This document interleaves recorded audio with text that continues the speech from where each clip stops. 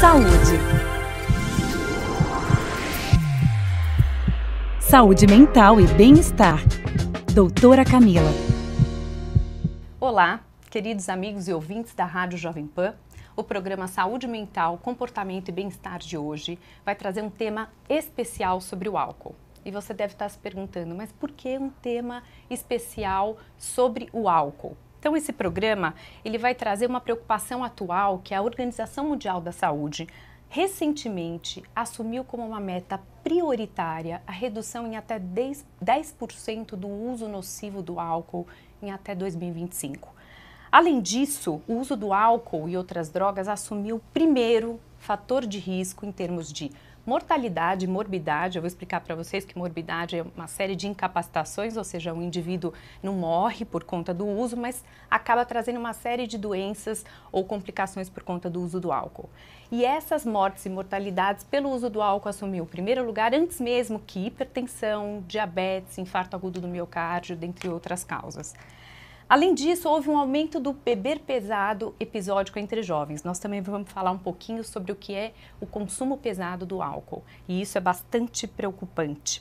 Então, vale a pena falarmos hoje, eu trago especialistas no tema, para que a gente pense um pouquinho, já que o álcool vai continuar acompanhando a existência humana, então dificilmente a gente pode pensar numa sociedade sem essa substância, porque ainda poucas pessoas sabem o que significa, então, consumo de risco e por que poucos pais, educadores e a sociedade ainda não conseguem lidar muito bem com o tema.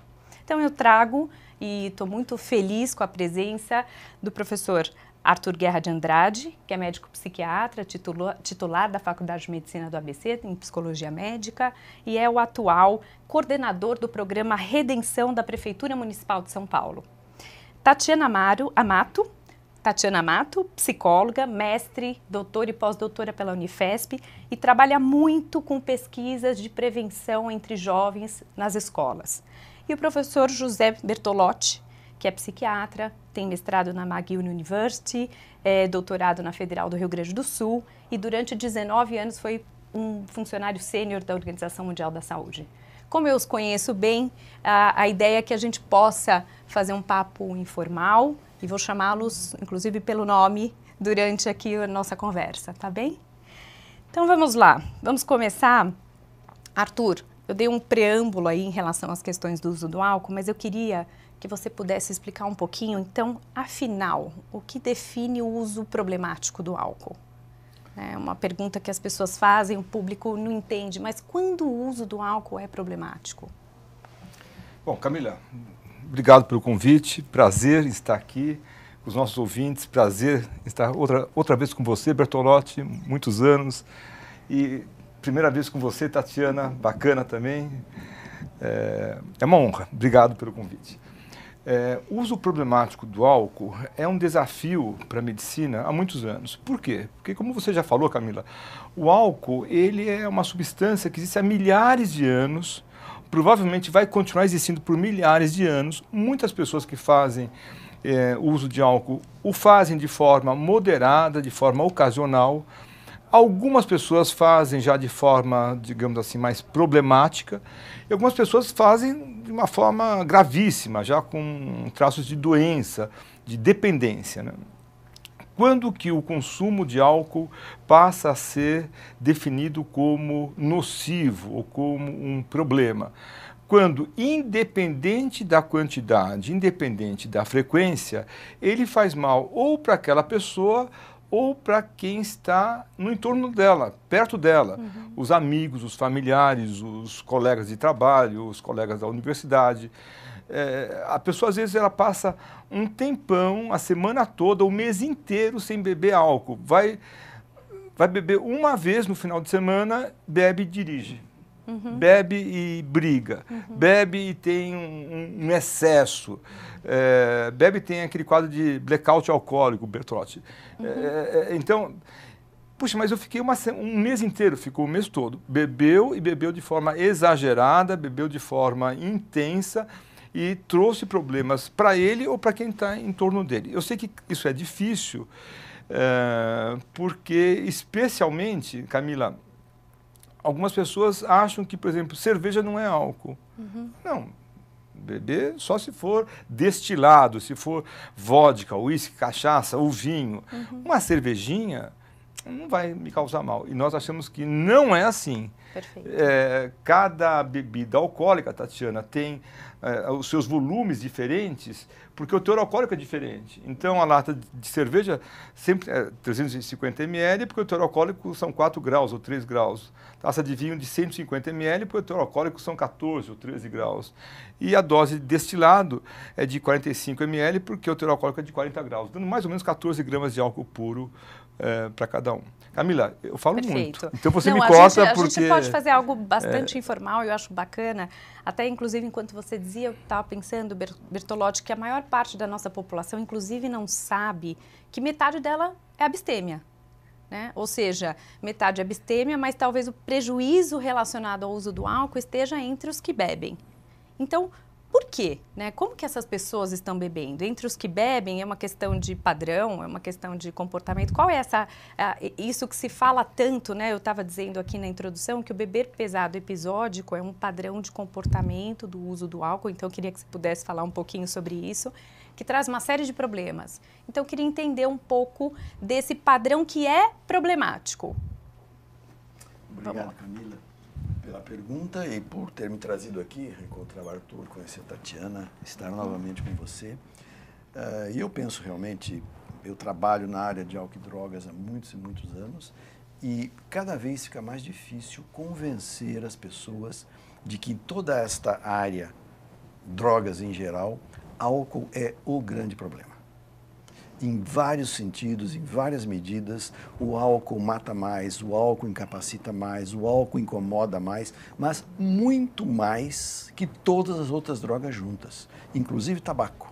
As duas drogas que são realmente problema de saúde pública, inquestionavelmente, sem dúvida nenhuma, são o álcool e o tabaco. E eu fico muito feliz de estar aqui hoje para poder falar de álcool. Eu penso que a população precisa ouvir falar sobre álcool. Com frequência sou convidado por jornalistas para dar entrevista e é sobre crack, é sobre crack, é sobre crack, é sobre drogas. Eu falo, e quando é que vamos falar de álcool? Não, álcool não é bem um problema.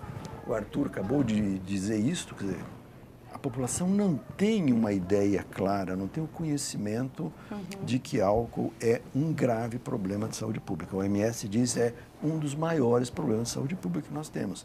De onde vem este equívoco? Você disse, no Brasil, mais ou menos metade da população não bebe nada, ou bebe muito raramente. Uma pequena dose no Natal, uma pequena dose no aniversário. Entretanto, se nós separarmos, isso é fundamental para entender o problema, homens de mulheres, cerca de 40% dos homens não bebe nada. 60% bebe alguma coisa. Porém, entre as mulheres, 60% das mulheres não bebe nada. E 40% bebe alguma coisa. E existe o que em psicologia se chama de informação normativa, que significa que eu tendo a achar que o mundo é como eu sou. Então, a forma como eu me comporto é como o mundo se comporta. E eu me comporto de forma como meus amigos, meus circunstantes, meus familiares se comportam. Então, se eu bebo muito, eu tenho a impressão que todos bebem muito, porque meus amigos também bebem muito. Ora, a maioria não bebe nada. Então, a maioria legitimamente pensa que beber não é um problema, porque eu não bebo, meus conhecidos não bebem, ou seja, isso é verdadeiro para a maioria da população. Entretanto, nós temos que distinguir, essa é uma da função da saúde pública, o que é um risco individual do que é um risco populacional. Muitas vezes é difícil transmitir isso até mesmo para profissionais. Alguns dos nossos colegas se atrapalham, pisam na bola, porque leem um estudo populacional, por exemplo, um que está muito na moda, muito citado, que beber qualquer quantidade faz mal para a saúde. Bom, não é um indivíduo que beba qualquer quantidade que vai passar mal. Populações que bebem têm maior risco de ter problemas que populações que não bebem. Perfeito. Vou dar uma comparação que vocês vão entender. Populações que comem pão têm mais probabilidade de ter diabetes que população não come pão. O que não quer dizer que pão causa diabetes. Sim. É muito diferente a perspectiva populacional da perspectiva individual. Então, por isso que as pessoas acham que álcool não é um problema. E essa questão da norma também, né, Tatiana, entre os jovens é bastante real. Quer dizer, aqueles que bebem têm a percepção de que, olha, meus amigos bebem abusivamente. E esse padrão de consumo pesado também é uma realidade entre os jovens, tá certo? Muito comum.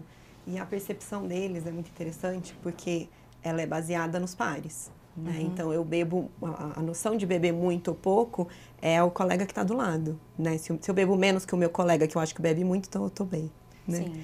E uma coisa que a gente tem visto na discussão entre os jovens dentro das escolas, né, é que é interessante escutar a visão que eles têm sobre os riscos que eles se envolvem. Né?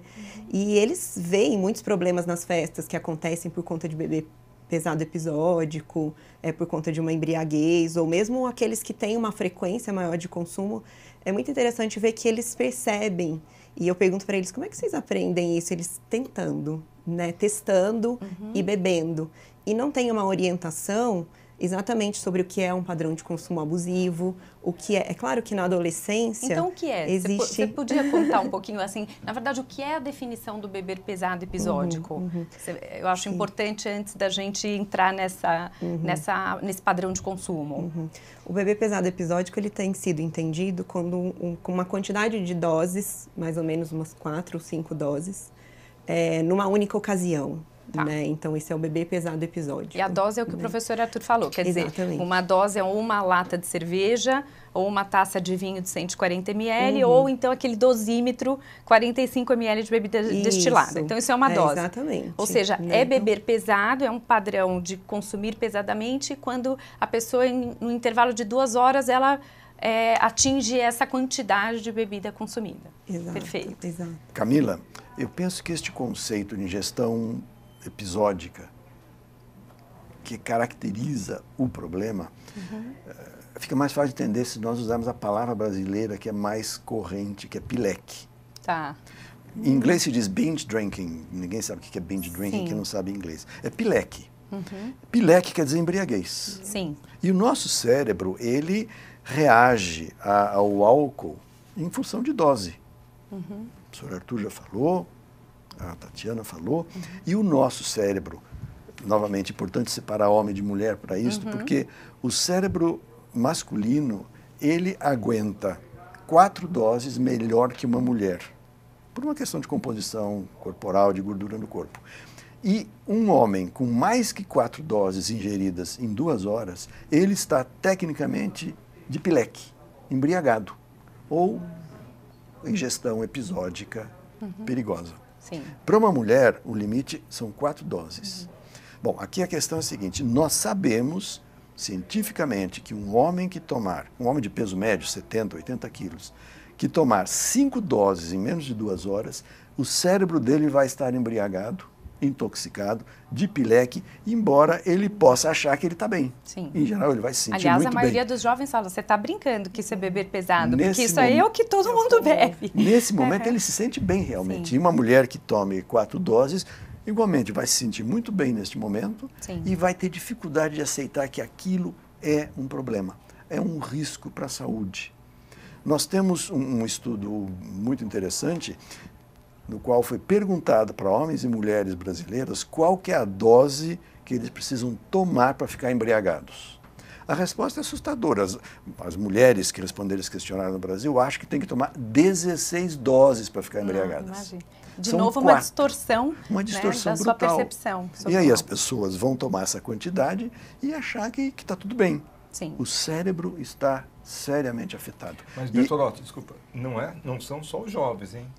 Eu acho que Claro, muitos claro. dos adultos que estão nos ouvindo, não vou falar de nós aqui, porque nós somos blindados, né, supostamente, mas muitos adultos também fazem esse uso de forma ocasional, com amigos, em celebrações, churrasco no final de semana, aniversário, casamento, fazem de forma quase que natural, e você que é do interior, então, Tatiana, sabe que no interior ainda é mais forte, quer dizer, o lazer muitas vezes acaba sendo o álcool só, e aparece de quase espontaneamente esse uso abusivo, né? Sim. Naturalmente, Bertolotti, Sim. sem fazer força, né?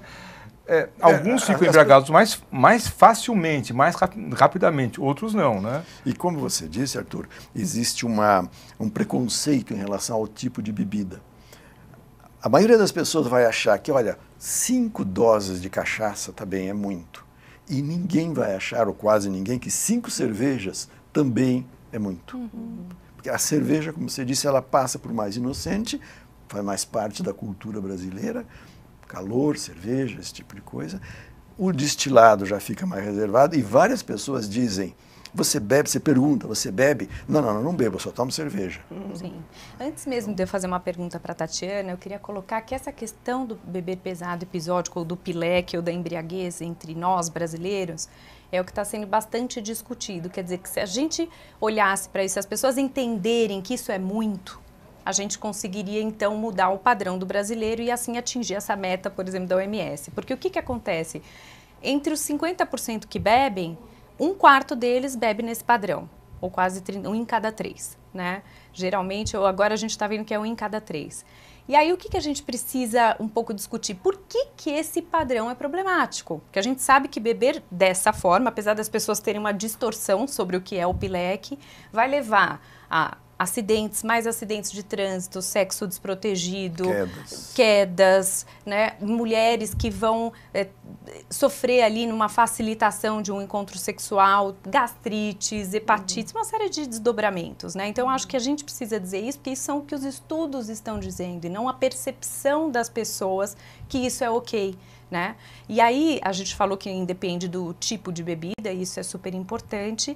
E aí, Tatiana, eu vejo que você vem estudando muito essa questão do comportamento entre jovens, né? Mas queria a tua opinião se o consumo do álcool entre jovens no Brasil é um problema, né? É um problema e por que não pode beber quando você é jovem? Eu queria um pouco dessa elucidação, inclusive porque as pessoas têm essa pergunta corriqueira, né? Mas será que é um problema no Brasil o consumo entre jovens? Acho que ele é um problema no Brasil e em vários países no mundo, né? A gente não pode perder de vista, a gente às vezes sempre fica olhando para o Brasil como se tudo aqui acontecesse de um jeito pior, e a gente olha que, dentre outros países, o Brasil tem padrões de consumo bastante parecidos entre jovens, né?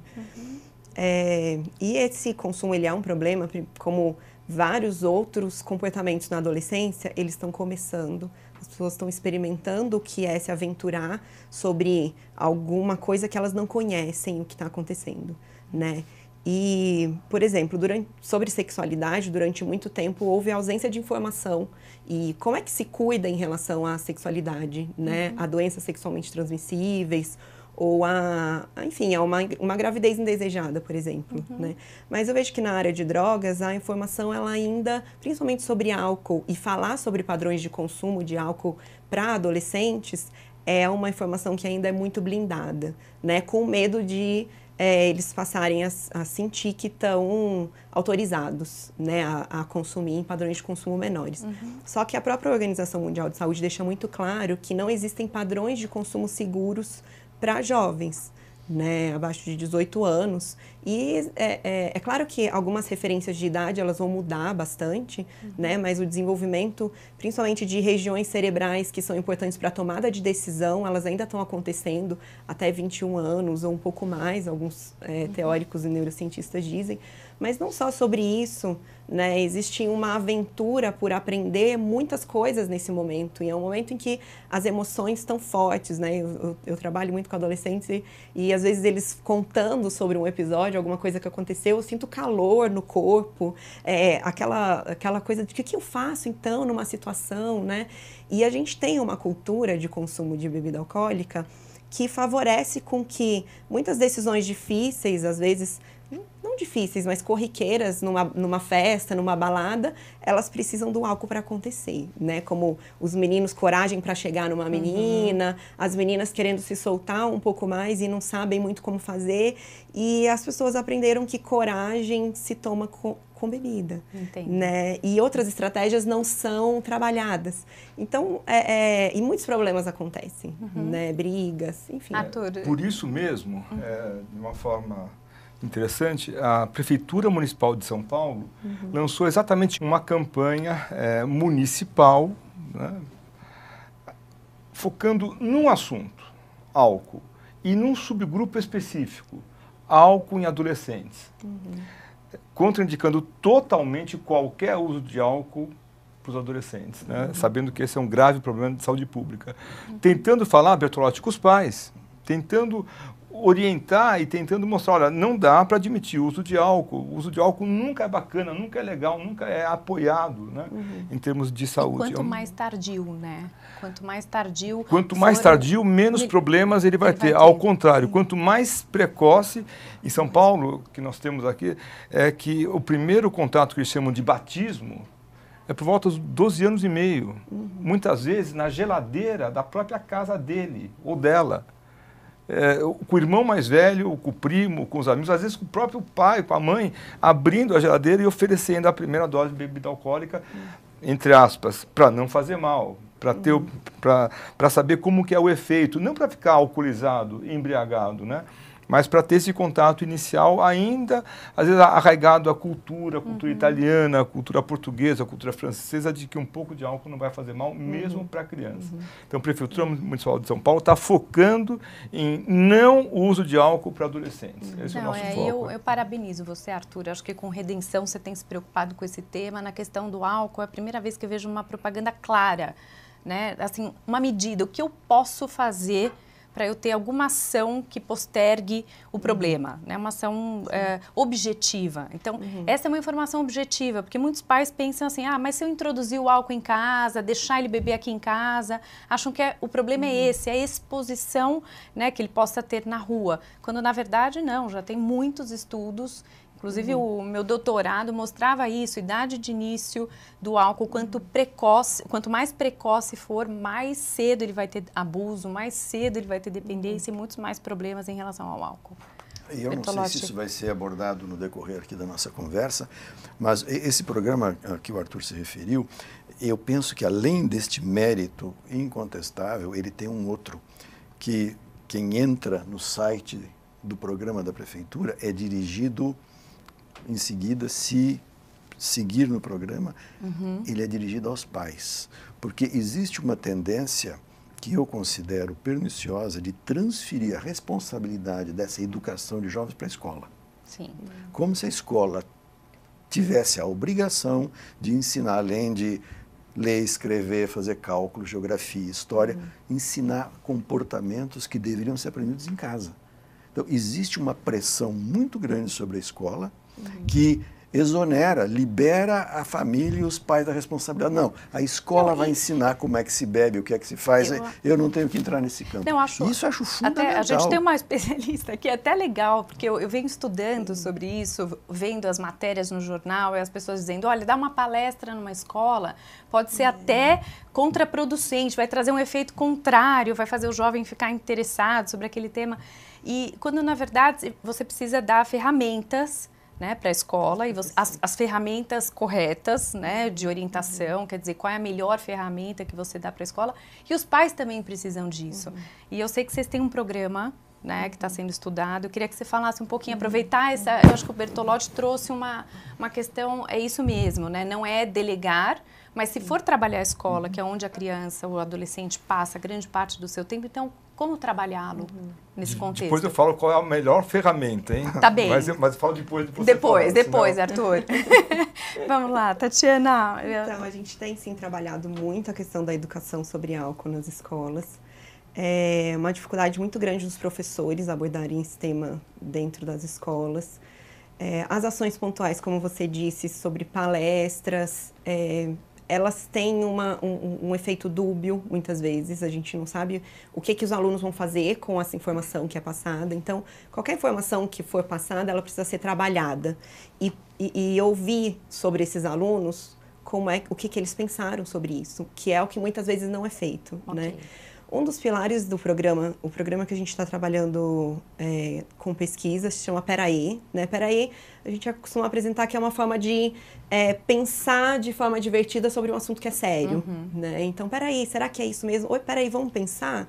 Né? Então, existe uma formação para os professores e as atividades, elas são baseadas, é um programa com 8 encontros, né, são feito dentro das escolas, com alunos de 8º ano, mais ou menos, que é a idade que o Arthur trouxe, onde mais ou menos acontece o início do consumo de bebida alcoólica. Então, é muito importante ter relevância nesse momento de vida, né, Ok. esse tema nesse momento de vida. E é um programa que ele está baseado na experiência do jovem. Né? Ok. E nas evidências científicas sobre o que um programa deve conter. O que deve conter? Que é informações que são baseadas em recomendações da Organização Mundial de Saúde, focado nas experiências que esses jovens têm.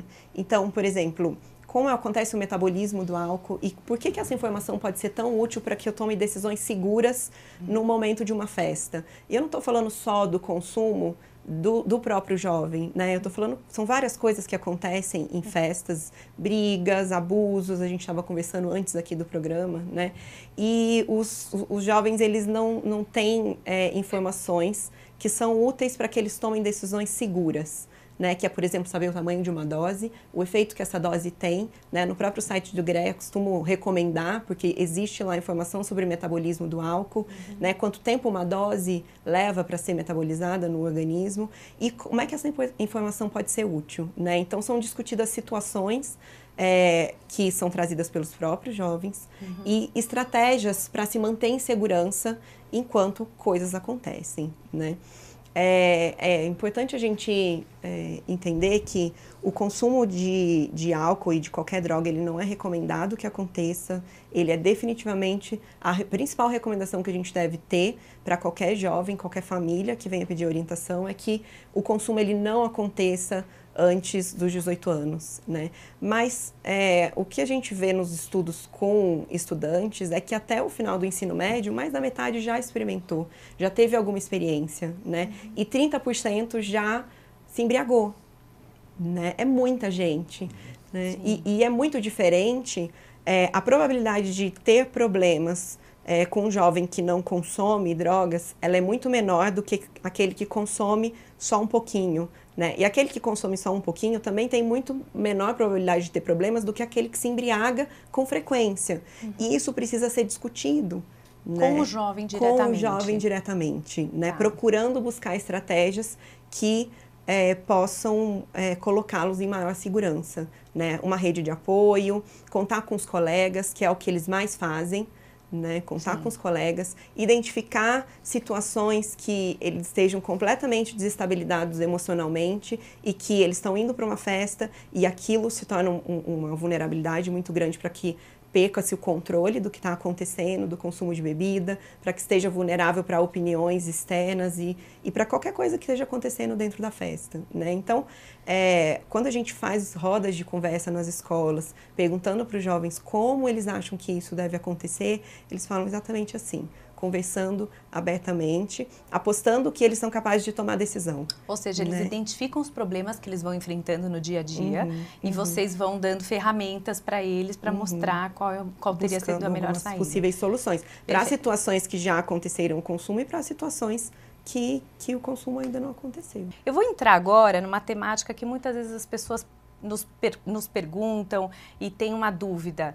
Então, o que é ser dependente? Vou começar pelo Arthur, mas eu acho que a gente podia depois pensar um pouco nesses padrões problemáticos do uso do álcool, né? Porque muitas vezes a pessoa pensa assim, dependente é aquele que está bebendo todo dia, ou aquele indivíduo que está na sarjeta, né? Ou alguém que bebe com muita quantidade, muita frequência, e fica uma dúvida pairando se aquele familiar, se aquela pessoa que bebe todo dia ou aquele outro que bebe muito no final de semana tem ou não um padrão que é reconhecido como padrão da dependência. Então, eu queria ouvir um pouco, professor Arthur, você podia comentar e vou aprofundar com vocês, os meus convidados, esse tema sobre um padrão que exige um tratamento mais específico. Se eu sou dependente ou não? É isso? Não. O que é ter a dependência do álcool? Dependência, Camila? Eu acho que é o ponto mais importante do diagnóstico, da fotografia que a gente faz quando a gente conversa com uma pessoa que tem algum problema ligado a drogas. Eu sou da psiquiatria do século passado, onde a propedêutica, a anamnese, a história que a gente tinha que conversar com o paciente, com o familiar, ela tinha um objetivo de você chegar lá e ver se ele tinha dependência ou não. E no passado ainda, Bertolotti tinha uma situação que a dependência se manifestava pela síndrome de abstinência. Se a pessoa tivesse síndrome de abstinência, ela seria dependente. Se não tivesse, então... Eram conceitos antigos, hoje nós mudamos bastante.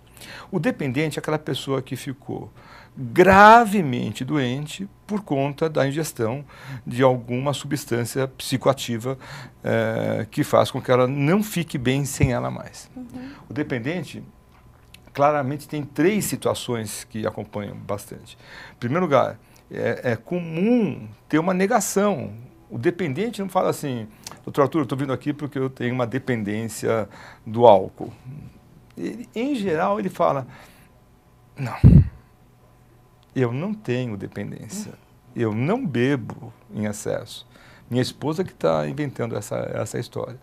Em geral, tem uma posição assim de arrogância, né? De falar assim, eu não bebo de forma exagerada porque eu paro de beber quando eu quiser.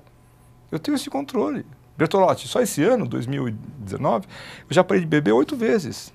8 vezes. Então, eu paro e depois tem a projeção de colocar sempre a culpa no familiar, a culpa no governo, a culpa nos amigos, a culpa nunca é dele. Seleção brasileira. Então, existe essa situação. Na dependência ainda, é comum, além da negação, ter um quadro chamado recaída. A pessoa para de usar droga, para de beber, e depois ela recai. Recai com motivos, recai sem motivos, recai apesar dos motivos. O que é a recaída? A recaída é quando ela volta a usar droga, ela volta a beber. É assim. É frustrante? No começo, especialmente para o profissional mais jovem, ele se frustra porque ele acha que ele não teve aquele sucesso terapêutico que nós costumamos ver em quadros de infecção, quadros de, às vezes, uma hepatite, quadros de uma fratura. Mas, aos poucos, ele vai entendendo que faz parte, sim, do quadro clínico ter a recaída. Ele acostuma a lidar com essa frustração de forma mais natural. Permite? Por favor. Diagnóstico de dependência é um diagnóstico médico de doença. E a dependência, o Arthur deu uma dica, não é só de álcool. Qualquer substância psicoativa, e a Organização Mundial da Saúde reconhece 9 classes de substâncias psicoativas, estão nesta categoria porque podem causar dependência, que é um diagnóstico médico. Então você disse, as pessoas perguntam, bom, será que o meu familiar, será que alguém que eu conheço é dependente ou não? Só um médico pode responder essa pergunta. O que os familiares, o que a sociedade pode fazer é suspeitar. É como dengue. Eu não posso, porque a pessoa está com dor de cabeça e está com febre, dizer, isso é dengue. Dengue se faz, o diagnóstico de dengue se faz com um exame laboratorial, com uma história clínica que os psiquiatras do século XXI não estão aprendendo como aprendemos no século XX, ou seja, não é uma questão leve, é um diagnóstico grave, é um diagnóstico sério de uma doença crônica. A recaída faz parte da evolução, como há um outro exemplo, diabetes e hipertensão. Quem tem hipertensão tem que cuidar da dieta sem sal, eventualmente recai e vai comer um salgadinho que tem mais sal e a pressão vai subir. E não quer dizer que recair é um fracasso que não é no um fracasso e não é a morte iminente. O diabético não deve comer doce, não deve tomar bebida alcoólica também por isso. Se ele come um pedaço de bolo, come um doce, é uma recaída. Isto faz parte da história natural da doença. Perfeito. Mas é um diagnóstico médico, é a situação mais grave do uso de álcool. E o que as pessoas podem fazer e devem é suspeitar que aquela pessoa, aquele padrão de ingestão, pode ser alcoolismo. Bom, tem que encaminhar para o médico. O que é uma boa base de desconfiança? Quem bebe todo dia bebe. Pode ser porque o Corinthians ganhou, porque o Corinthians perdeu, porque o Corinthians não jogou, porque trocou o técnico, pode ser porque a mulher fez ou não fez tal coisa, não importa. Se bebe todo dia, Se bebe mais que 2 doses por dia, qualquer pessoa pode, deve suspeitar que isto pode ser dependência de álcool. O que se faz? Se faz uma consulta com um profissional competente que vai dizer, olha, realmente isso é dependência ou não é dependência, e vai indicar aí qual que é o tratamento mais adequado. E é interessante porque eu sempre também converso com os pacientes. Há outros critérios que você vai percebendo assim, a pessoa planeja beber só um pouquinho, mas ela não consegue, então ela recorrentemente está tendo problemas, né, de ordem interpessoal, com a família, no trabalho, na escola até, por conta do uso do álcool, né? Tem aquela pessoa que ela está sempre bebendo em quantidades maiores para ter o mesmo efeito, que a gente chama na nossa área de tolerância, né? A família percebe. Às vezes até não bebe todo dia, mas vai galgando, assim, em termos de quantidade, né? Vai tendo muitos problemas.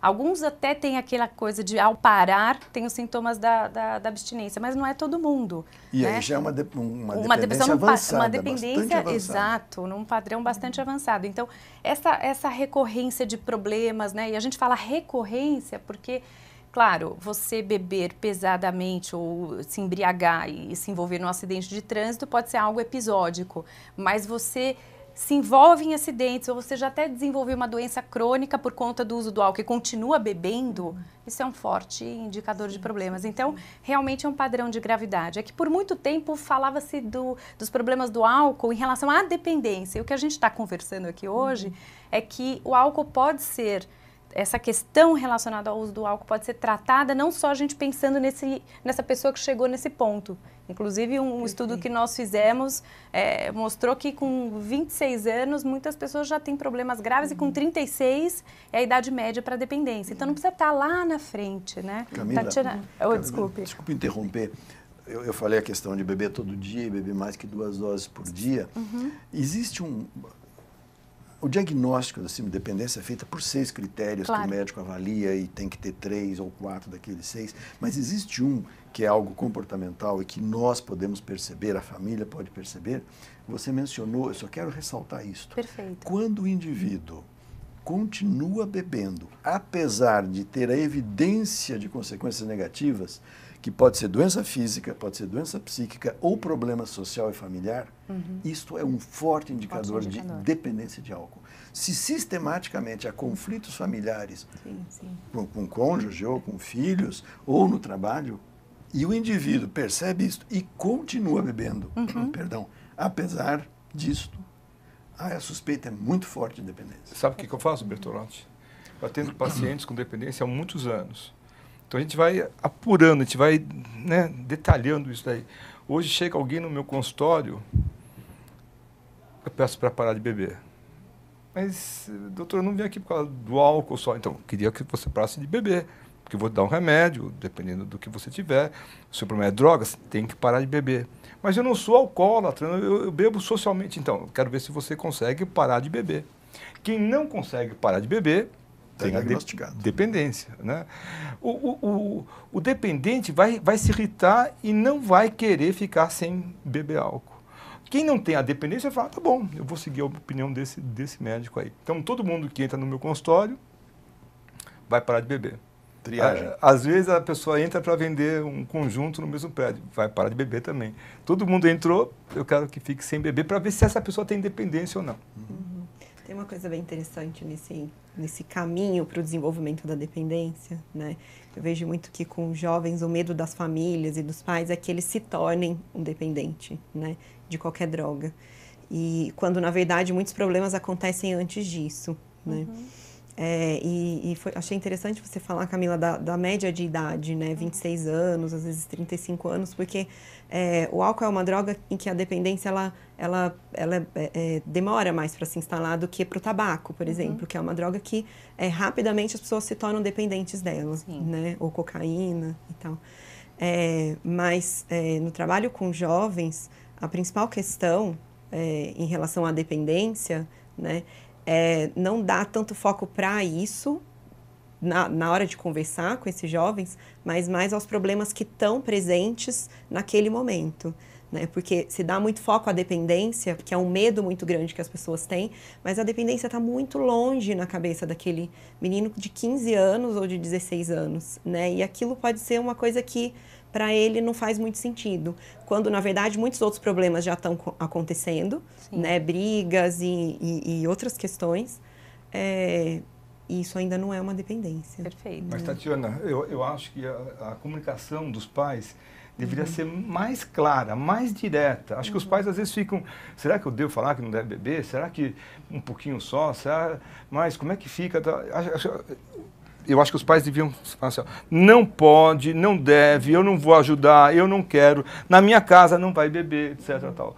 Eu sei que talvez fique uma posição meio desconfortável, meio antipática, mas se não for o pai ou a mãe que vai dar esse norte, cada vez mais cedo os jovens vão estar bebendo álcool. O que você acha, Tatiana? Eu concordo com ele. Eu concordo que as famílias têm que ser muito claras nessa informação, né? Não pode mesmo beber.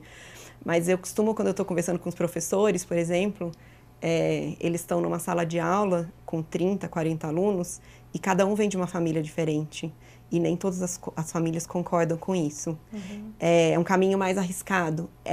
É um caminho mais arriscado. Eu acho muito complicado. Tem famílias que vivem em situação de extrema vulnerabilidade e que... ou mesmo famílias extremamente esclarecidas que pensam que começar a beber junto com o filho é a melhor opção. Não acho que seja. Isso envolve realmente em mais riscos. Mas o que acontece quando a gente está dentro de uma escola é que existe essa diversidade de famílias. E existe uma cultura de consumo de álcool. Exato. Né? E como é que a gente dá conta dessa diversidade? Porque talvez existam muitos perfis de famílias. E eu não tenho... assim como os adolescentes estão já muito de saco cheio, né, para assim usar uma palavra que eles mesmos dizem, que alguém diga o que eles têm que fazer, os pais também têm uma relação bastante conflituosa com escolas e com outros profissionais de serem julgados sobre o que eles estão fazendo, né? Sim. Então, e até mesmo é uma discussão que eu venho tendo, assim, que a escola, a gente até tem uma porcentagem muito grande do jovem evadido, que ele estava com um problema de substâncias, né, que ele estava bebendo muito, que ele estava... E a família, e aí levando em consideração essa desigualdade, ou pais que assumem que, não, eu não vejo isso como problema, e o que o Arthur fala também faz muito sentido, porque os estudos mostram que o pai que dá o exemplo, que conversa sobre isso e que consegue manejar o consumo tardio é super interessante. Assim como no consultório a gente achar que a abstinência vai ser o melhor caminho, muitas vezes, não tenho dúvida que seja, mas o indivíduo leva um tempo, né, para absorver isso e para conseguir lidar com a sua dependência, com essa realidade.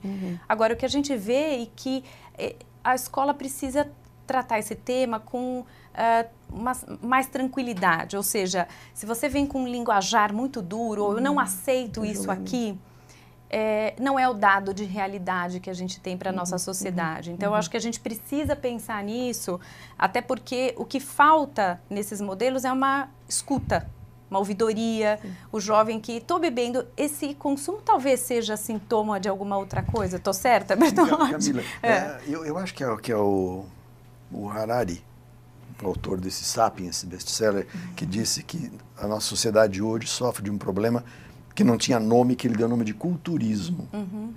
Eu acho muito arriscado você flexibilizar certas recomendações com base na cultura. Ok. Exemplo, tem que vacinar as crianças. E tem famílias que, por questões culturais ou religiosas, se recusam a vacinar as crianças. Isso é crime, ponto. Não tem que respeitar a cultura desses indivíduos. Uma época na Organização Mundial da Saúde, quando a Organização Mundial da Saúde começou a campanha contra a mutilação genital feminina, surgiram lá vários antropólogos dizendo, não, temos que respeitar as culturas africanas. Isso faz parte da tradição cultural deles. Isso é crime, ponto. Então, nós temos que traçar um limite claro no que é possível e o que não é possível. Fornecer bebida alcoólica para menor é crime. Então, não tem que discutir. Não, mas as famílias, temos que respeitar as famílias. Isso em escola pública é mais fácil que em escola particular. Em Botucatu fizemos um trabalho com a professora Florence em todas as escolas particulares, municipais e estaduais, e os diretores de escolas particulares dizem assim, não, mas aqui é muito difícil, porque senão os pais vão tirar a criança aqui da escola. Bom, você quer manter uma criança que vive numa situação criminosa, é uma responsabilidade sua. Isso pode ser denunciado ao Ministério Público. Então, nós temos que encontrar a forma de conversar e ajudar as escolas a adotarem a posição firme. E, olha, não é uma escolha nossa dizer que as crianças não devem beber.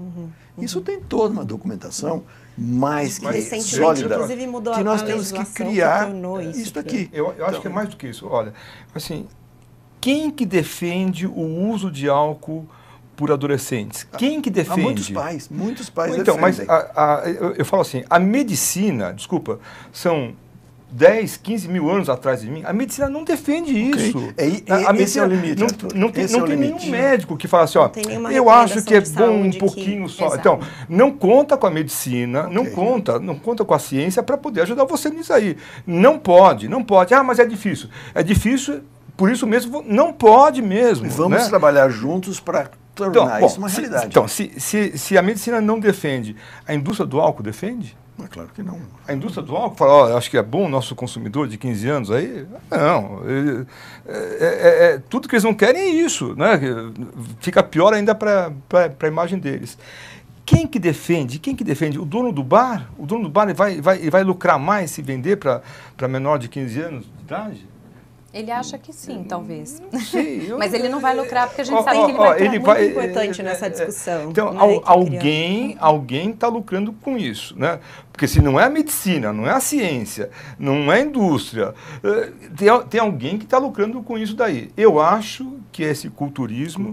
Eu acho que esse medo que os pais têm de falar, não pode isso para o seu filho, não pode isso para não sei mais o quê, e o medo de que o pai, a mãe também esteja bebendo a mais. Se eu estou bebendo a mais, caramba, como é que eu vou dar aquele exemplo que eu tinha falado antes? Eu não vou dar. Né? Então, eu acho que esse é um conflito que nós temos e a gente precisa jogar duro. A gente não pode ficar, ai meu Deus, o que vai pensar, o que não vai... Não, eu acho que a gente tem uma coisa que para que essa informação seja passada, seja ouvida e seja dialogada, tem um detalhe que precisa haver nesse diálogo, que é não julgamento. Né?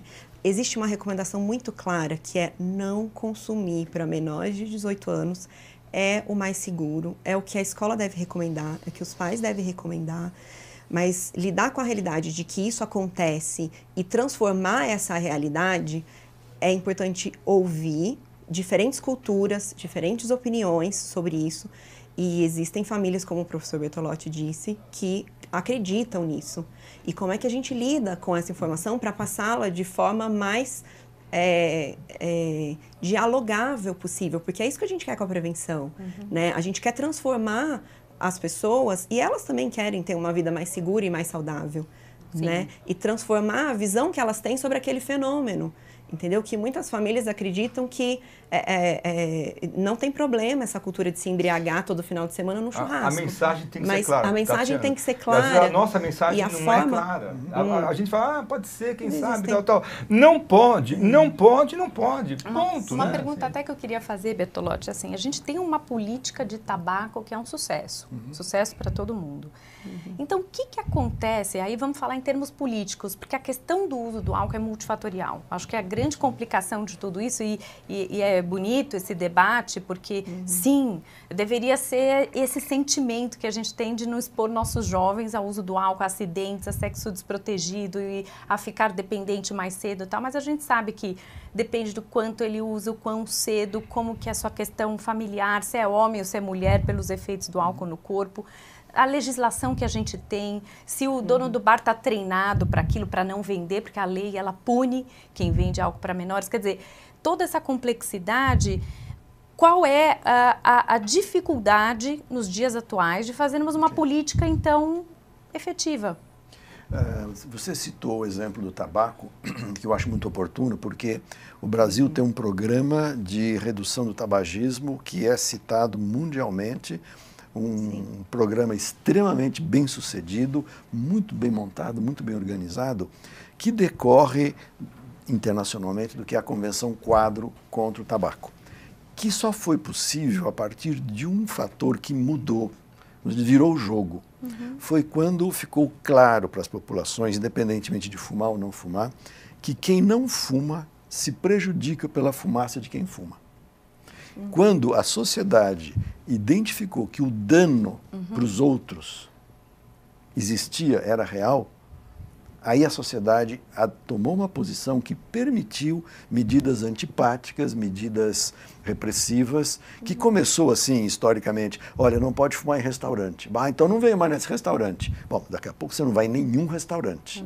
Bom, aí então eu ia fumar na porta do restaurante. Não pode mais fumar na porta do restaurante.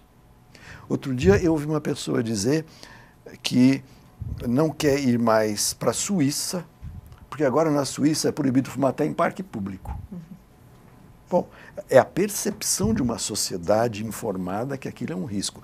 Eu tenho tentado conversar com meus colegas, com pessoas interessadas em política sobre álcool, de desenvolver esta estratégia de dano para os outros.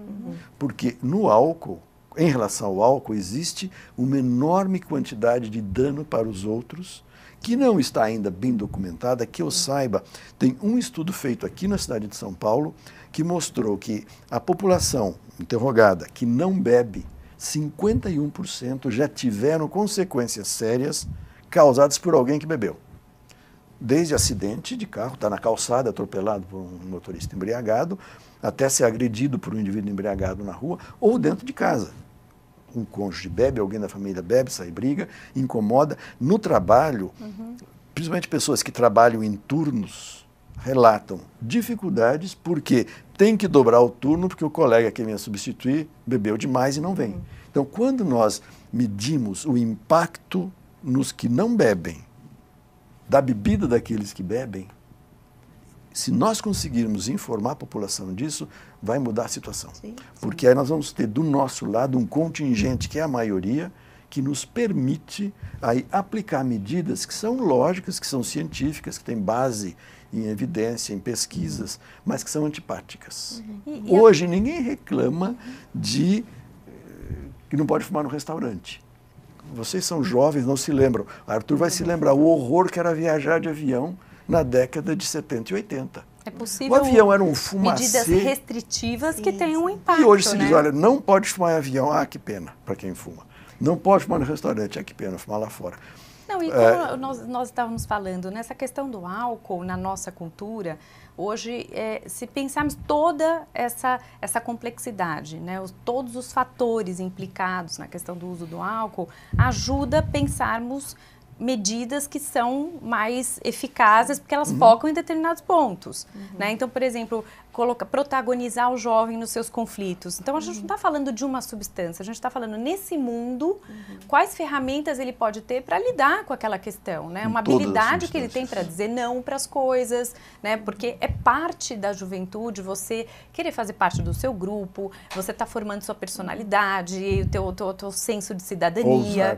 Né, o ousar, o desejo de experimentar. Eu acho que por isso até tantos estudos mostrando que chegar numa escola e falar, olha, faz mal, tal, apesar da gente saber, não era o caminho. Quer dizer, o caminho era dar ferramentas mais amplas, certo? Eu acho, Camila, que talvez seja ingênuo a gente pensar que esses programas, eles vão mudar, transformar completamente, assim, a situação que a gente tem hoje, né? Na evidência científica, o que a gente tem visto é que medidas como essa que foram adotadas para o tabaco são as que mais têm impacto em redução de consumo.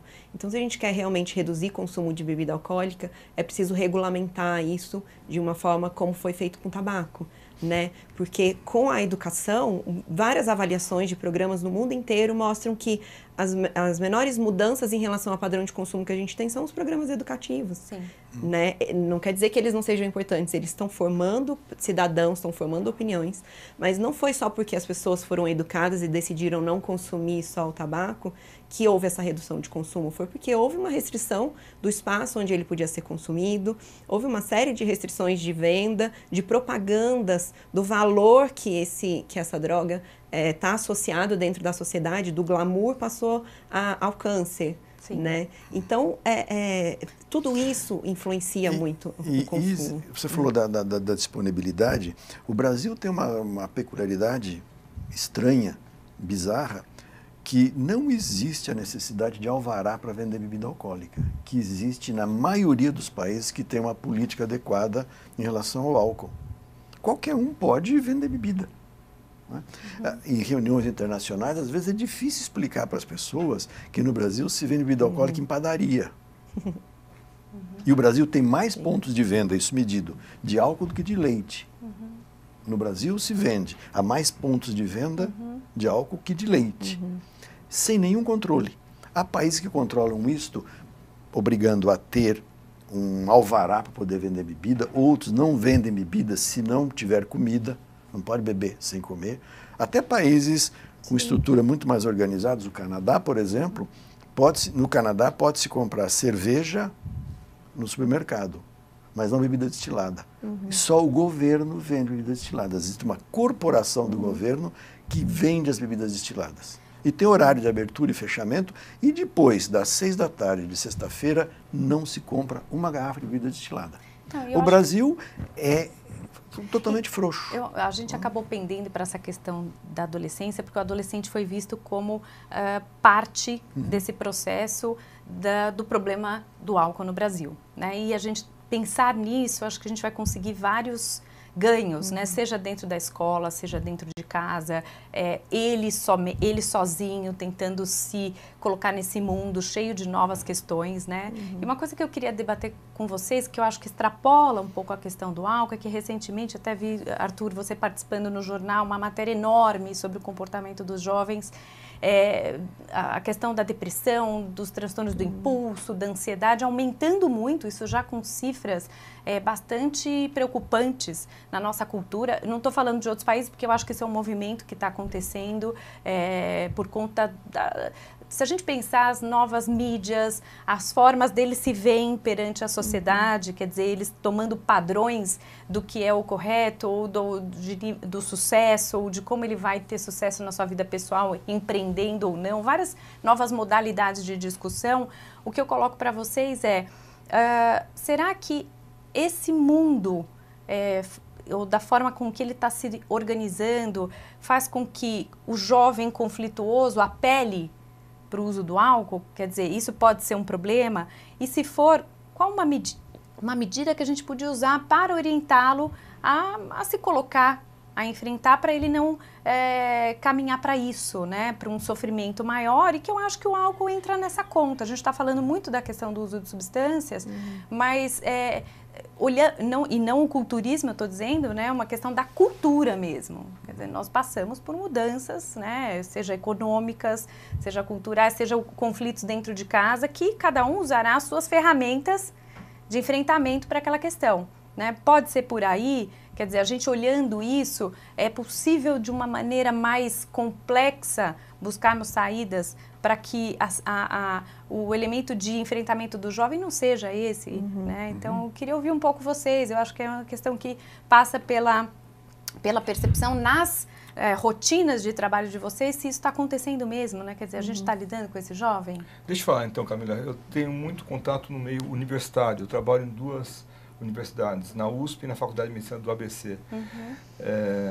Na USP nós temos um problema grave, crônico, de uso excessivo de álcool nas celebrações, nas festas. Nós tínhamos há 4 anos atrás. Por quê? Como a cada ano morria, Bertolotti, 1 ou 2 alunos por ano, jovens universitários, né, que entravam nesse padrão de uso excessivo de álcool e aí acidentes. A USP, via seu conselho universitário, resolveu baixar uma norma que não pode ter uso de álcool na universidade. Mas como não pode ter? Imagina, ninguém é menor de idade aqui. Não pode ter enquanto não tiver normas claras e formas de controle que a gente possa ter tranquilidade com o uso de álcool. Como não tem esse controle, não pode ter. Ah, mas eu sou contra, não sei mais o quê. Não pode, não pode, não pode. É verdade, Camila, muitas vezes o álcool está na pontinha do iceberg, é uma coisa que a gente vê e tem outros fatores embaixo, outros fatores, depressão, ansiedade, angústia, competição, burnout, sei lá, um monte de coisa que faz o jovem usar o álcool como se fosse uma bengala, como se fosse uma muleta para poder superar isso daí, né? Então, é nesse cenário desafiador que a gente consegue ter políticas mais efetivas, quando a gente entende que não é o álcool só não é o problema, né? Também não é a pessoa, às vezes essa pessoa está fragilizada, vulnerável. Mas o ambiente, os amigos, coitados, que fazem... É nesse conjunto de coisas que nós podemos ter uma eficiência maior não pensando no indivíduo, mas pensando no todo, na sociedade como um todo. Na USP a gente não pode ter ainda consumo de álcool. Perfeito. O problema claramente é complexo, tem muitas facetas. E nós, acho que podemos ser mais ou menos eficientes da nossa perspectiva. Tatiana trabalha com escolas, bom, então na escola que ela tem que identificar o problema e encontrar uma solução. Arthur trabalha numa posição de administração municipal, ele não vai poder modificar a situação do Acre, mas ele pode interferir no estado de São Paulo. Cada um no seu consultório tem um alcance e nas atividades sociais. Quando eu falei da questão do alvará para vender bebida alcoólica, e pegando essa situação que você colocou, o aumento da expectativa, o aumento da diversidade, o ousar cada vez mais cedo, existe um fator que entra nesta equação e que ele é controlável, que é a disponibilidade. O jovem, o adolescente, o adulto ansioso, deprimido, angustiado, ele vai buscar soluções mágicas. E se ele encontra no ambiente álcool, crack, cocaína, heroína, perfume, água de lavadeira, ele vai experimentar isto, porque ele vai aplacar o problema que ele tem. Então, nós controlamos venenos, controlamos pesticidas, controlamos substâncias tóxicas, mas deixamos substâncias igualmente tóxicas amplamente disponíveis. Tem estudos da Organização Mundial da Saúde mostrando que a idade de início de substância psicoativa não varia muito de país para país. É em torno de 10 a 12 anos. O que muda é com o que se começa. Perfeito. E se achava que se começava com drogas leves, passava para droga pesada, porta de entrada, hoje isso caiu por terra. As pessoas começam com o que encontram. E vão começar encontrando em casa tabaco e álcool, e vão começar com tabaco e álcool. Então, uma forma de abordar o problema, que não é a única, nem é a melhor, mas uma altamente eficiente, é reduzir a disponibilidade, que vai valer para crianças, adolescentes, jovens, adultos, idosos, para todos. Bom, e que vão fazer o quê? Vão ter que procurar outras alternativas. Aí entra a nossa outra responsabilidade de criar programas de saúde, programas de saúde mental, que vão atender essa demanda. Mas se controlarmos a disponibilidade, já é um grande negócio. Tatiana, quer fazer algum comentário? A gente está trabalhando agora com outro programa, outro material que está sendo criado mesmo aqui no Brasil, né, que chama Foco, né, Formar Pessoas para Conviver. Tá? Então, o programa Foco, ele aborda a educação emocional e habilidades de comunicação para como é que eu comunico o meu sofrimento, como é que eu comunico a minha alegria, como é que eu vejo isso nas outras pessoas e como é que a gente pode lidar se ajudando mutuamente dentro da comunidade com esses aspectos, né? Porque não é só do Brasil essa questão, eu acho que em vários lugares do mundo a gente não cuida da educação emocional, a gente não tem cuidado e as pessoas têm vivido muito angustiadas. E são angústias que na adolescência eu converso com jovens e aí me aparece uma menina no corredor da escola falando: eu não gosto de mim, tá vendo? É para as pessoas gostarem de mim, eu preciso gostar de mim, né? E é claro que isso tem a ver com padrão de beleza, porque ela não estava falando, eu não gosto da forma como eu trato as pessoas, ela estava dizendo, eu não gosto das espinhas do meu rosto, eu não gosto de mim. Que é uma fase, isso. Obviamente, em que então, isso tá numa conversa muito breve e nas atividades que a gente fez dentro de sala de aula, foram coisas bastante simples e suficientes para ela perceber que existem outras formas de beleza e de reconhecer isso nela e nas outras pessoas. Essa é uma fase que muda, são orientações muito simples. Que passa, né? né? Que passa, e que precisam ser dadas, a gente precisa dar importância para elas também. Né? Eu gostaria muito de agradecer a presença de vocês, professor Arthur Guerra, José Bertolotti, Tatiana Mato. Acho que é uma conversa super importante, foi muito esclarecedora. A gente consegue perceber que, para aqueles que chegam naquele limite já mais problemático, sim, existe tratamento. Nós que tratamos sabemos pelos estudos que, inclusive, os tratamentos mais da metade do caso são bastante eficazes e não tem cura como para qualquer doença crônica, mas tem tratamento e esse tratamento é eficaz. Né? A gente consegue perceber da questão das políticas que tem havido esse avanço, né? O Arthur traz uma nova medida para São Paulo, a gente vem discutindo então isso, como que você faz a disponibilidade. Eu acho que para o jovem a disponibilidade é não ter em casa, já é uma disponibilidade, ou ele não fazer pré-festa, ou ele não, o esquenta que eles chamam, né? Ou eles saberem que, olha, o teu limite para aqueles que os pais permitem beber é muito pequeno, e para aqueles que os pais orientam não iniciar, é muito rico. E, Tatiana, acho que faz muito sentido essa busca de programas que funcionam, né? Porque você consegue apenas mudar um comportamento se você vai avançando e protagonizando aquele que está envolvido na questão. Então, acho que a gente tem muitas coisas boas também acontecendo, né? E é uma área bastante importante para o nosso país, sabendo disso, os pais já ficarem mais tocados, os educadores também, e o próprio jovem, saber que ele tem maneiras de enfrentar uma série de questões que não seja bebendo, né? E que ele não precisa estar em concordância com o mundo como ele é colocado para ele. Talvez aquilo que ele enxergue não seja realmente aquilo que é, né? Então, agradeço a presença de vocês. Camila, uma coisinha só, curtinho. Que prazer para nós ver os jovens com novas ações, novas ideias e desafios, né? Embarcando em bons barcos com boa rota. Igualmente, para mim é um prazer estar nessa roda, estar nessa mesa, né? Discutindo com pessoas que já têm uma experiência na área, que são importantes. Muito bacana. Obrigada. Obrigado pela oportunidade, Camila. Bem bacana também. Obrigada, Arthur.